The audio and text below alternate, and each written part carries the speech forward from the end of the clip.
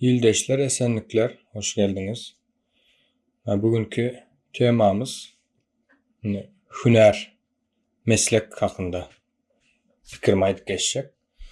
Türkmenistan'da hüner sahibi, yani meslek sahibi hiç kim yok. Ben şöyle iddia ortaya atlayan. Nem için böyle fikir ediyen, sebebini aydayın. Türkiye ya da belki ösen yurtlarda, Avrupa yurtlarında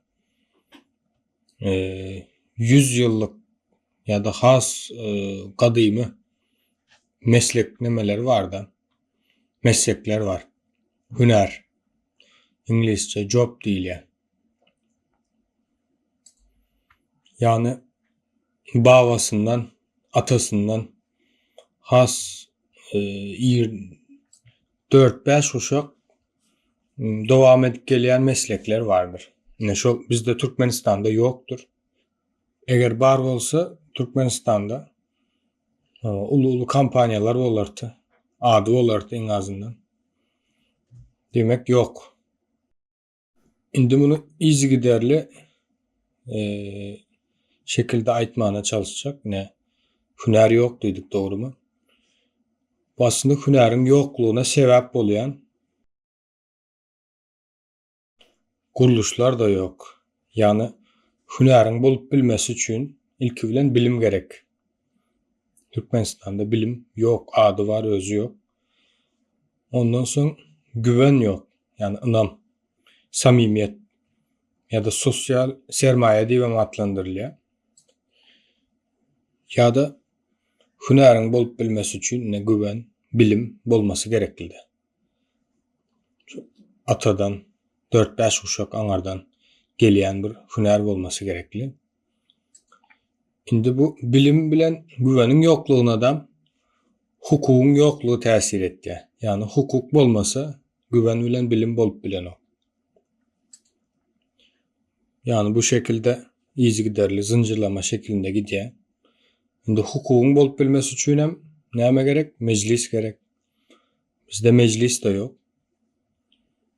Meclisin bolup bilmesi için hem yanında şulara aydıp geçme bir yurdun kuruluşu bolması gerekli de. Yani yurdun 3 sütünü deyip kan aydıp geçtik.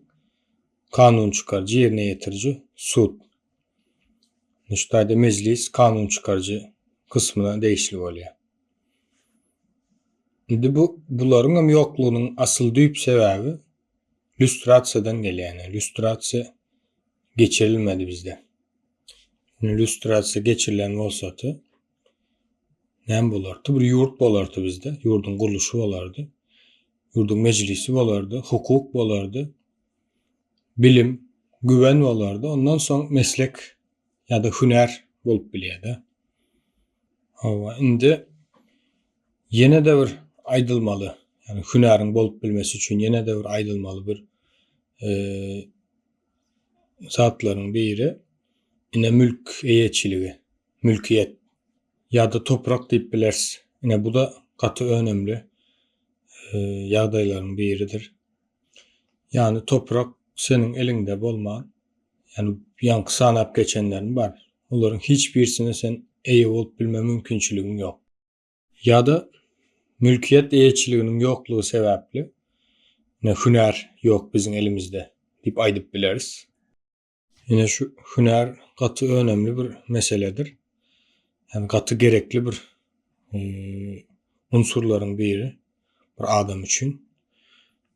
Sen hünerin bolmazsa sen bir yerlerden geçinmen gerekli. Maşgala eklemen gerekli. Türkmenistan'ın şertinde, hukukun yok yerinde hünerin bolanda da bir yerlere gelip bilen ok. Gelip bilme mümkünçülüğün yoktur. Yani şu sebepten hem Türkmenistan'da meslek, hüner yok deyip aydıp biliyez. Ondan başka da elinde hüner olan adam hareketleri özüne alıp barışan bir başkaça oluyor. Yani sen özüne yetip bilen adam başkalarına yalan geplemek zorunda kalan o, misal için, ya da birilerine bakna değilsin.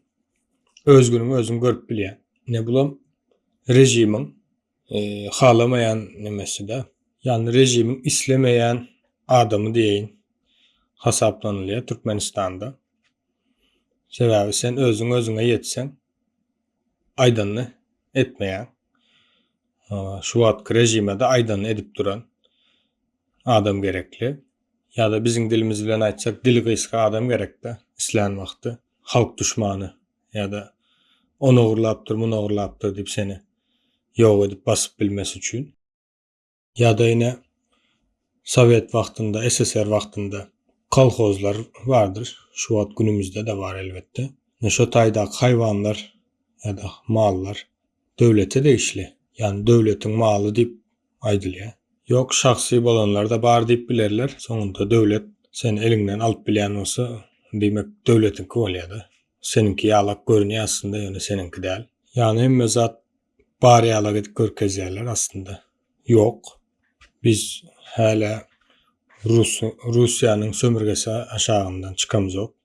Buna doğru düşünmemiz gerekli. Yani harekete geçmezden ön ilki düşünmek vaciptir. Şu zatların şeyle digine ya da bu zatların asıl düyüp sebeplerinin nereden gelýänligini gözetirmemiz gerekli. Yine de bir aýtmaly zatların biri ne Rusya 91-nji 89-njy ýylda dağady SSR. Doğru mu? Edil şonuň ýalak Rusya de şu wagt yıkılmaň işiginde dur. Yok bolmaň kapysyna geldi-de. Şu Ukraina uruş açmanyň netijesinde Rusya bu ýagdaýdan çykyp bilme mümkinçiligi ýok. Russiýanyň bu söweşde ýeňiş gazanma mümkinçiligi ýokdur. Şunlar göz öňüne tutsak ine bizim öňümizde ýene SSR dagan wagtynda kıyalak bir pursat çykýardy öňümizde. Öz başlaklığımızı gazanyp bilme mümkinçiligimiz döreýär. Buňa taýýarlykly bolmamız gerek. Nädip taýýarlykly bolmaly? Mundan öň tarihte nämeler bolup geçipdir? Nähilek ýagdaýlar başymyzdan geçen ya da Russiýanyň bize getiren, imperiýanyň bize getiren ziyanlary, peýdalary şunları aýyl-saýyl edip, dogry düşünüp, dogry pikir edip bilmemiz gerekli. Yani dünýäniň siýasatam bizim peýdamyzy diýip aýdaýyn. Ondan başga da ýene ýani kolhozlar diýip aýdyp geçdik. Rus padşasy, ak padşa biz basyp alanda ýany bilen düýe goýun getiren däldir. Yani bu halkyň maly, halkyň haýwanlary bolýar. Demek bu bizimki bolýar ýani. Yani öz zadymyza eýe çykmanyny öğrenmemiz gerekli. Ya da nädip eýe çykjamyzy bilmemiz gerekli.